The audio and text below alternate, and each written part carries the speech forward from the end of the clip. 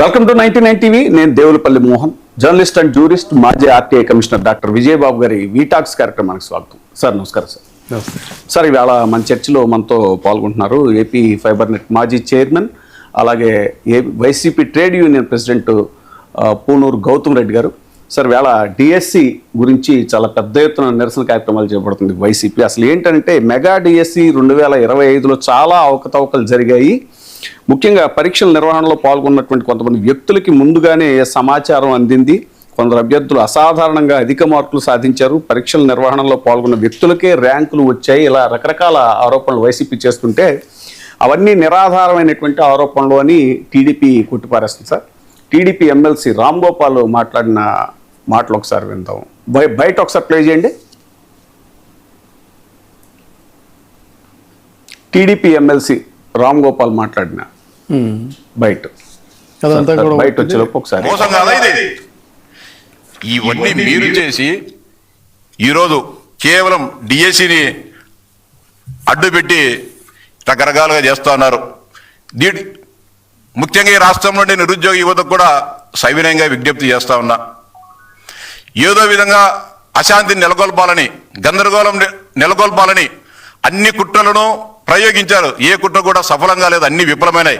ఇప్పుడు నిరుద్యోగ యువతలో వారిని కొంత అనుమానం రేకెత్తించాలనే జగన్మోహన్ రెడ్డి కుట్రలను మీరు గమనించాలని చెప్పి విజ్ఞప్తి చేస్తా ఉన్నా. ధనం కోసం, ఆస్తుల కోసం వ్యక్తులను చంపి ధనం సంపాదించి ముఖ్యమంత్రులుగా తండ్రులు కొడుకులు ముఖ్యమంత్రులుగా ఉండగా ఈ రాష్ట్రాల్లో ఉండే సంపదను దోపిడీ చేసి లక్షల కోట్లు సంపాదించుకుని మళ్ళా గ్రూప్ 1 ఉద్యోగాలు, కడప జడ్పీ కార్యనియామకాలు, 2000 డిఎస్సిలో చేసిన అక్రమాలు, ఇవన్నీ కూడా నిరుద్యోగుల జీవితాలతో ఆడుకున్నది జగన్మోహన్ రెడ్డి, ఆయన కుటుంబం. ఇది గమనించాలా, ఈ వ్యత్యాసాన్ని గమనించాలని చెప్పి మీకు అందరికీ కూడా సవినయంగా విజ్ఞప్తి చేస్తాను. ఎవరు కూడా ఆత్మవిశ్వాసాన్ని కోల్పోవద్దు. లోకేష్ గారు చెప్పిన మేరకు, పాదయాత్రలో చెప్పిన మేరకు గౌరవ ముఖ్యమంత్రి గారు పదవీ బాధ్యతలు తీసుకున్న మొదటి రోజే డిఎస్సి పైన మొదటి సంతకం పెట్టడం జరిగింది. సజావుగా చేశారు. మళ్ళీ జాబ్ క్యాలెండర్ ఇస్తామని చెప్పిన మేరకు రాష్ట్రంలో ఉన్న ఖాళీలన్నింటిని కూడా సమగ్రంగా సమీకరించి 10,000 పైగా ఉద్యోగాలను భర్తీ చేసేదానికి జాబ్ క్యాలెండర్ ప్రక్రియ కూడా ప్రారంభమైంది. అంటే మీలో ఒక టెన్షన్ క్రియేట్ చేసేదానికి, గందరగోళం క్రియేట్ చేసేదానికి ఈ కుట్రలకు వైఎస్ఆర్సీపీ పాల్పడుతూ ఉంది. ఈ కుట్రలను మీరు గమనించాలని చెప్పి విజ్ఞప్తి చేస్తున్నా. మీరు ఎవరు కూడా ఆత్మస్థైర్యాన్ని కోల్పోవద్దు.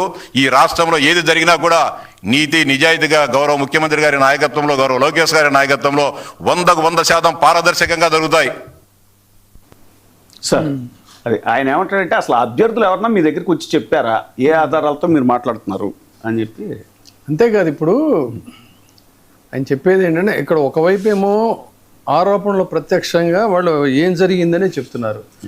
ఏం జరిగిందనే దానికి పాయింట్ వైజ్గా ఇవన్నీ కూడా అబద్ధాలు, ఇదిగో ఇలా జరిగింది అనేది చెప్పాల్సిన అవసరం ఉంది. అంతేగాని జగన్మోహన్ రెడ్డి కుటుంబం హత్యా రాజకీయాలు, లేకపోతే వాళ్ళు ఏదో అధికారం కోసం వాళ్ళు ఏదో దోపిడీ చేశారనే దానికేనో విద్యార్థుల యొక్క మెగా డిఎస్సి నియామకాల ప్రక్రియలు జరిగాయి అనేటువంటి దానికి అసలు ఈ రెండింటికి లింక్ ఏంటంటే, పిడుక్కిను బియ్యానికి ఒకటే ఇది అన్నట్టుగా టీడీపీ వాళ్ళకి ఏమైందంటే ప్రతి దానికి కూడా జగన్మోహన్ రెడ్డి అవినీతికి పాల్పడ్డాడు, జగన్మోహన్ రెడ్డి కుటుంబ హత్య రాజకీయాలు, ఇదే తప్ప విషయానికి వచ్చి ఏ విషయం మీద అయితే ఇక్కడ ఆరోపణలు వినిపిస్తున్నాయో, తర్వాత అసలు ఈ మెగా డిఎస్సి నోటిఫికేషన్ మీద కొన్ని వర్గాలు హైకోర్టును ఆశ్రయించాయి.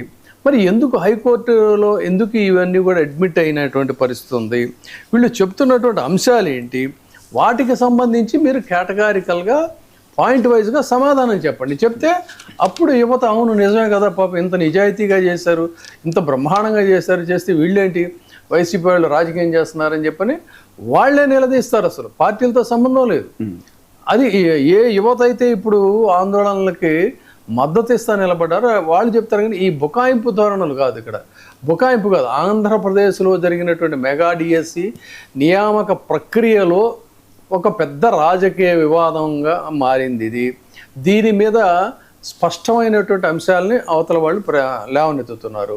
ఈ అంశాలకు సంబంధించి ముఖ్యంగా ఇది పారదర్శకంగా జరిగింది, వాళ్ళు చెప్పినవన్నీ కూడా అబద్ధాలు, ఇవి కరెక్ట్ కాదు అని మీరు ఏవైతే వాళ్ళు ఏమేమైతే మాట్లాడుతున్నారో వాటన్నిటిని కూడా ప్రూఫ్స్తో సహా చెప్పండి.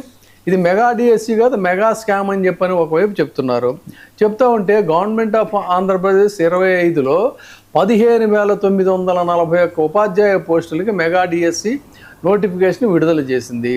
దీంట్లో జడ్పీ, మండల పరిషత్తు, మున్సిపల్, ట్రైబల్ వెల్ఫేరు, ప్రత్యేక పాఠశాలలో ఉపాధ్యాయ పోస్టుల భర్తీ అనేది ఈ ప్రక్రియ చేపట్టింది. తర్వాత దీనికి స్పోర్ట్స్ కోటా అనేటువంటిది ఇక్కడ ప్రధానమైన అంశం. కంప్యూటర్ ఆధారిత విధానంలో నిర్వహించబడ్డాయని చెప్పని చెప్తున్నారు. మరి వైసీపీ ఆరోపణలు ఏంటి? ప్రశ్న పత్రాల లీకేజీ అనేది ప్రధానంగా చెప్తున్నటువంటి మాట. ఇది జగన్మోహన్ రెడ్డి గారు కూడా ట్వీట్లో చెప్పారు. డిఎస్సి పరీక్ష పత్రాల్లో ప్రశ్న పత్రాలు లీక్ అయ్యాయి.